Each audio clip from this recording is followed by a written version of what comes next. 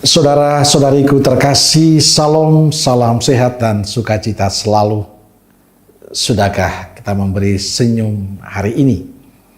Minggu 22 September 2024, hari Minggu biasa ke-25. Kita awali permenungan kita dengan tanda kemenangan Kristus. Dalam nama Bapa dan Putra dan Roh Kudus. Amin.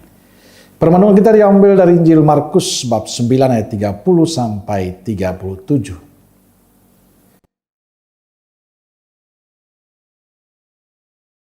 Yesus dan murid-muridnya berangkat dari situ dan melewati Galilea.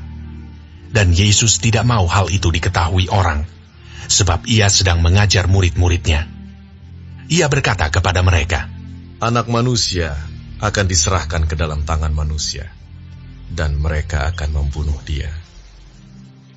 Dan 3 hari sesudah ia dibunuh, ia akan bangkit." Mereka tidak mengerti perkataan itu, namun segan menanyakannya kepadanya. Kemudian tibalah Yesus dan murid-muridnya di Kapernaum. Ketika Yesus sudah di rumah, ia bertanya kepada murid-muridnya, "Apa yang kamu perbincangkan tadi di tengah jalan?"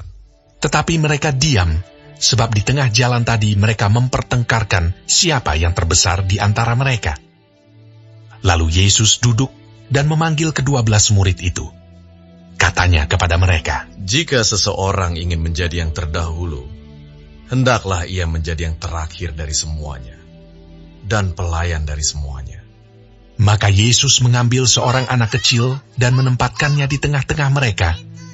Kemudian ia memeluk anak itu dan berkata kepada mereka, "Barang siapa menyambut seorang anak seperti ini dalam namaku, ia menyambut aku. Dan barang siapa menyambut aku, bukan aku yang disambutnya, tetapi dia yang mengutus aku." Saudaraku yang terkasih, dalam Injil hari ini kita mendengar para murid Yesus bertengkar tentang siapakah yang terbesar di antara mereka. Ketika Yesus mendengar hal itu, dia memanggil mereka dan berkata, "Jika seorang ingin menjadi yang terkemuka, hendaknya ia menjadi yang terakhir."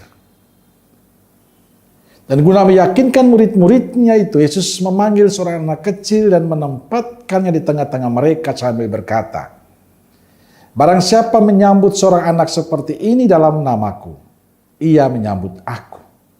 Dan barang siapa menyambut aku, ia menyambut Bapakku."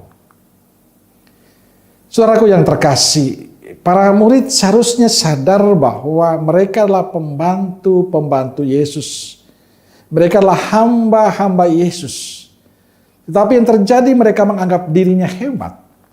Sehingga mereka mulai bertengkar siapa yang terbesar di antara mereka. Hal inilah yang bertentangan dengan ajaran dan keinginan Yesus. Bagi Yesus, yang terbesar di dalam kerajaan Allah adalah Dia yang bersedia melayani. Dan dasarnya adalah, dasar dari semua pelayanan itu adalah cinta. Ini yang tidak dipahami oleh para muridnya. Maka mereka bertengkar. Yang dipikirkan mereka, siapa yang terbesar? Siapa yang berkuasa? Sedangkan Yesus tidak memikirkan itu.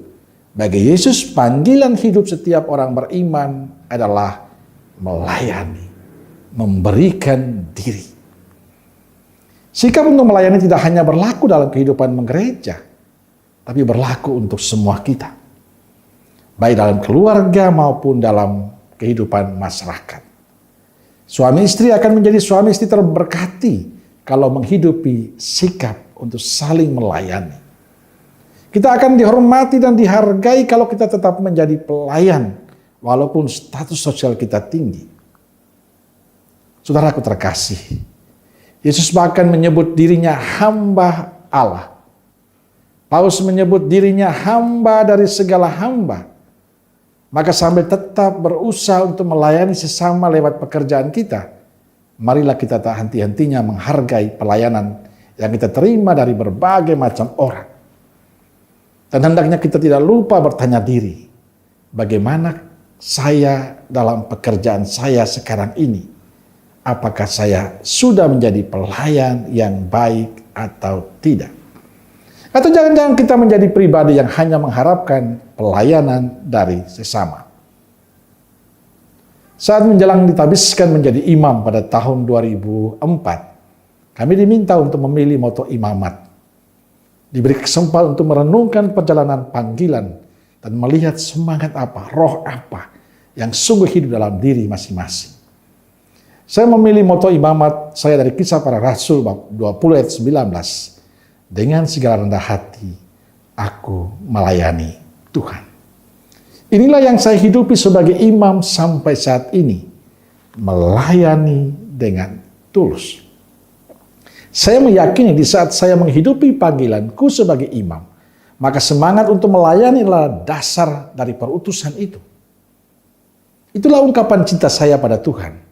Melayani Tuhan dengan sungguh lewat umat yang dipercayakan pada saya. Saudaraku terkasih, sebagai murid Kristus, panggilan kita adalah panggilan untuk melayani, bukan dilayani. Maka dimanapun kita berada, dengan status apapun kita, tetaplah menjadi pelayan Tuhan.